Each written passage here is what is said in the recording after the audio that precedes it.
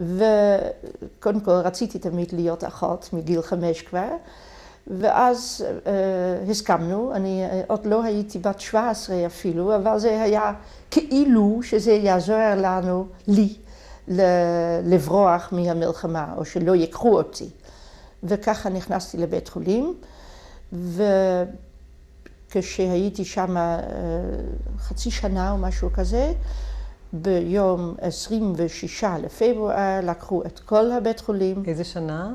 43, עם כל החולים, כל הזקנים וכל האחיות, כל הפרסונל. זה היה נורא. כולם היו יהודים שם? כולם. זה היה בית חולים יהודי. את זוכרת את אני זוכרת את זה כי אני עוד ניסיתי לקפוץ מהמשאית. אבל הם החזיקו אותי, לא רצו שאני קופצת, חשדו שאני אשבור את הרגליים. איך את זוכרת את כל האירוע הזה? זה אני זוכרת. של החולים, איך מעמיסים חולים, מה את זוכרת על כל זה? זה לא כל כך כמו שאני, אחר כך כשאנחנו הגענו לסוביבור, אבל זה אחר כך, אני לא זוכרת שהרביצו אותנו, למשל, כדי להיכנס למשאיות. זה אני לא זוכרת. אלו הם היו, אם אני לא טועה, הולנדים, כן? אבל הולנדים רעים, כי היו כאלו. משתפי פעולה. בטח. היו הרבה מסעיות? גם זה אני לא זוכרת. אנחנו כולנו כנראה היינו כל כך עצובים וכל כך בעצמנו, וחוץ מזה שלא הצלחתי לקפוץ, אז זה היה מכה. ואיפה היו בני המשפחה שלך כשהיו אותך על המסעית? בבית, הם לא ידעו, הם רק שמעו את זה אחר כך. את לא ראית אותם יותר? לא. לאן לקחו אותך? ישר לווסטרבורג. ווסטרבורג זה מחנה מעבר. איפה? בחלק של הולנד, ושם הם ריכזו את כל היהודים מכל הולנד, כדי לשלוח אותם הלאה, ומיד.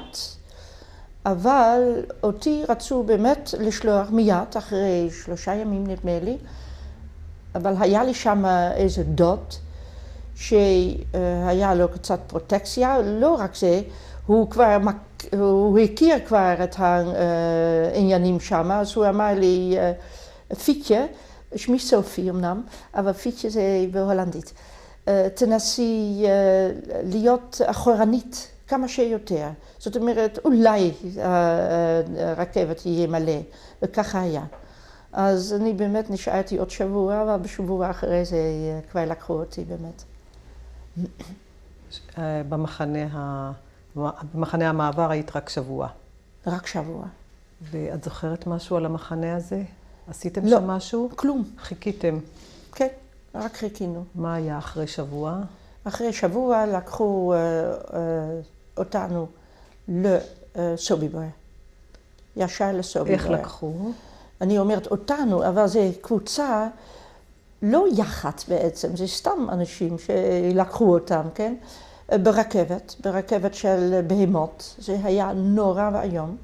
אני קיבלתי כאן בראש שריטה די עמוקה, והנסיעה הייתה נורא, כי זה היה מלא עם האנשים המבוגרים האלו והנכים.